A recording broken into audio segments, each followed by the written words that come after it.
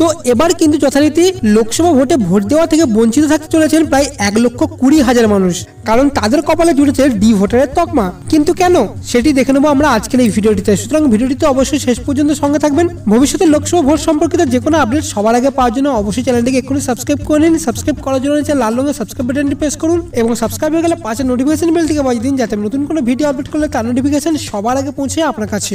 তো অসমের প্রায় 1,20,000 মানুষ কোনোভাবেই তাদের নিজের নাগরিকত্বের প্রমাণ দিতে পারছেন না, ফলে তাদের কপালে জুটেছে ডি ভোটারের তকমা। সুতরাং তারা কিন্তু এবারে লোকসভা ভোটে ভোট দিতে পারবেন না।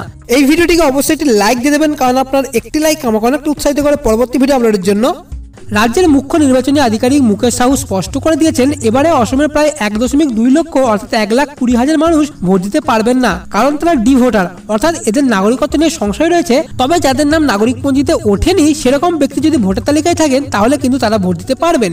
এবং এর সাথে আপনাদেরকে জানিয়ে রাখি যে এবারে মোট অসমের ভোটার রয়েছে প্রায় 2.9 কোটি এবং অসমে ভোট চলবে 11, 18 এবং 23 এপ্রিল। এবং প্রায় 40 লক্ষ মানুষের নাম কিন্তু নাগরিক পঞ্জির ড্রাফট থেকে বাদ গিয়েছে এবং চূড়ান্ত অনিশ্চয়তার মধ্যে রয়েছে তাদের ভবিষ্যৎ, কারণ তারা এই বছর ভোট দিতে পারলেও এই জুলাই থেকে কিন্তু তারা কিন্তু আর এই সুযোগটি নাও পেতে পারে, কারণ জুলাইয়ের চূড়ান্ত এনআরসি আসতে চলেছে।